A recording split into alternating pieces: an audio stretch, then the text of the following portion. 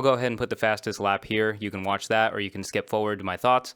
I should preface the helmet cam footage with a bit of an apology. Haven't filmed on the helmet before, so it's a bit low. You can't see quite as much as I would like, but I'll interlace some other laps too where I was maybe picking my head up a little bit more. Regardless, you'll get the idea.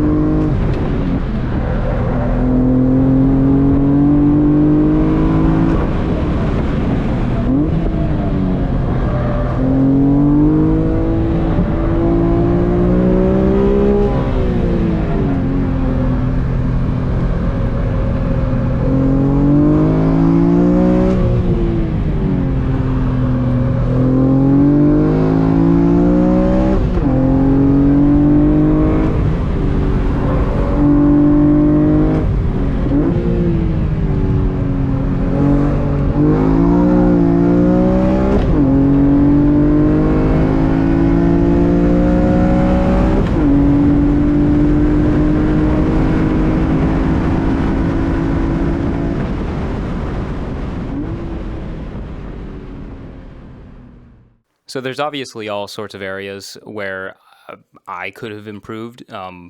First time out, could have definitely taken a better line through a couple of corners, used more of the track in a couple of areas actually, especially coming onto the back straight, staying way wider than I was. Just using more of the track, I think I could have gone a bit faster. But I was certainly approaching the limits of what I feel the car had in it. The mods that I've done to the Z have actually improved its ability on track without spending too much money. The B12 Pro Kit, I feel, is a nice street suspension that also did a really nice job out on track. The body control was excellent. It's not like too stiff over undulations and stuff, but it kept it rock solid. Like the body roll is much more controlled than stock. Turn in just feels sharper. Everything about the car feels sharper now that I did the suspension. Dropping it a bit, lowering the center of gravity certainly seemed to help as well. And thankfully, the brakes held up. It's just stock Z4M brakes. So they held up nicely. I was a little worried going in because I must have warped them on the highway a little while ago, and so I started to get some wicked vibration. But I actually pushed through that, and I think I must have like resurfaced them just by getting them so hot or something, because eventually that vibration did go away, and they performed really well. I think I would probably use a more aggressive pad in the future. I've just got whatever stock BMW stuff on it now. And the engine was just perfect. I mean, the mods that I've done power-wise, I'm really, really happy with. I'm going to put a little clip here of keeping up with an E92 M3, a DCT nonetheless, in a straight line. That was probably the most like excited I was of the entire session.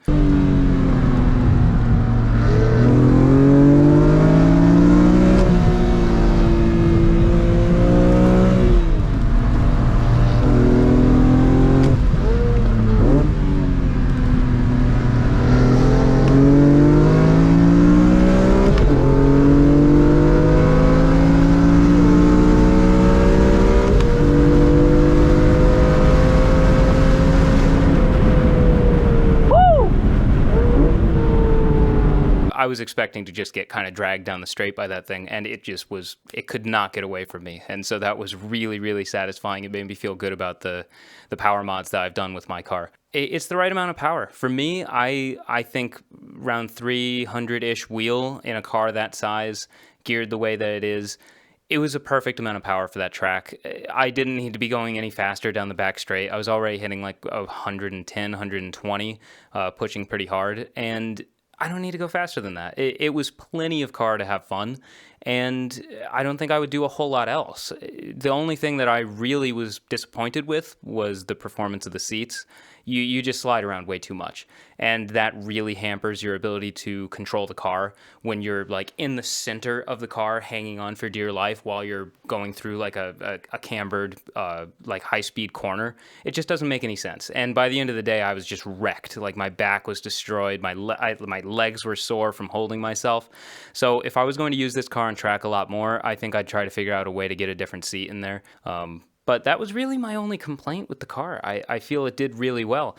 The other thing to note, though, is that when I did the suspension, I did have him pull the camber plates in the front, or the camber pins, I should say, in the front. So stock, it has no negative camber, which for a performance car is strange up front. It was 0-0. That's just how they come stock, which made it a little pushy. They tend to understeer stock, and I think it's partially for that reason, and then also the S54 is just heavy. It has that heavy iron block hanging out in front. But certainly, I feel that this helped a lot. It's running probably around in the -1, -1.5 space now, and it really didn't understeer that much unless I was just overdriving the front tires. It felt balanced. You could manage rotation at mid-corner on the throttle, and adjustable mid-corner too, I would say. So just a little lift would tuck it in more. It was a satisfying car to drive out there, honestly. I would be curious to drive like an M3 E46 coupe that's got a similar like kind of modification level to my Z, just to see what those differences would be at the absolute limit, because they weigh similar, they have similar torsional rigidity, they have the same engine. So I don't know. To me, it seems like the Z would probably be the sharper feeling one. Just it's got the quicker ratio rack, shorter wheelbase, stuff like that. A little edgier at the limit, maybe. And the E46 might be easier to trust if you haven't like used it a lot at the limit.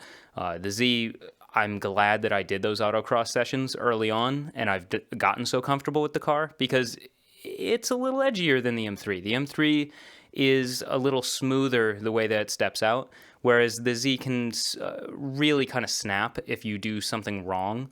So being really smooth with those inputs, unwinding the wheel perfectly when you do slide it and you come back to straight, unwinding it at the right time, which, I mean, those are just basic car control things that you should be doing no matter what car you're driving. But with a short wheelbase rear-wheel drive car like this, it'll punish you if you drive it improperly. And so the autocross was a great way to get used to not making those mistakes.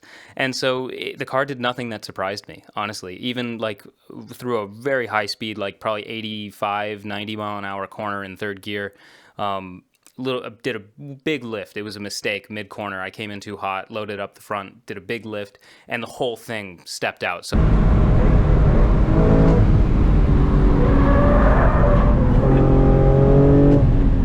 once you have felt your car at the limit enough times, you just understand what it's going to do, and it's going to cease to surprise you in that way, and you can just enjoy pushing it. And so I totally recommend start with some autocrosses, then go out, do some track days, and do the affordable ones. Do the ones that you can find that are local to you, and you're going to build more trust with your car and learn what it's capable of. I think besides keeping up with the E92 in a straight line, which was very satisfying, like that was fun. The other thing that I was the most excited about was a friend of mine with the Cayman GT4 that I actually reviewed on the channel a little while ago. He was out there as well. And so I've had my car for longer than he has. I've driven it out on track more. So he was working his way up to the limits, obviously, whereas I kind of got there faster. So early on, we were actually running similar times, which was hilarious for me. Like it was I was talk about being proud of your car, keeping up lap time wise with like a GT4. And as the day went on, you can see obviously like the gap increased. And by the time that the session came where we went out together, within like a couple of laps, the gap just grew and grew and grew. There was probably about a 4-second difference between us by the end of the day.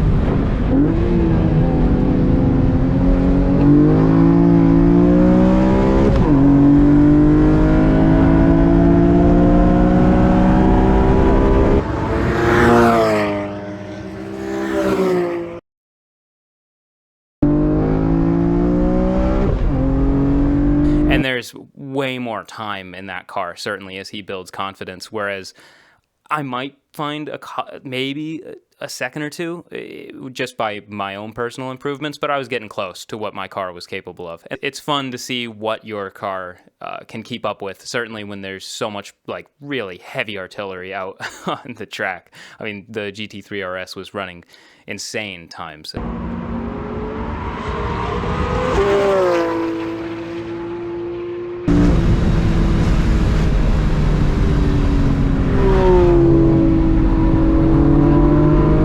Was a Camaro, a track-prepped Camaro that was also running crazy times, where you see him in the mirror and you just give him the point by right away.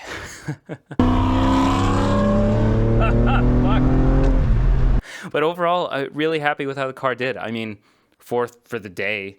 It's not a race, but regardless, proud of the car. I'm happy with how I did. And I'm looking forward to getting back out there and doing some more of it. So if you want to see videos like this again, let me know in the comments. Otherwise, I'll see you in the next one. Thanks for watching.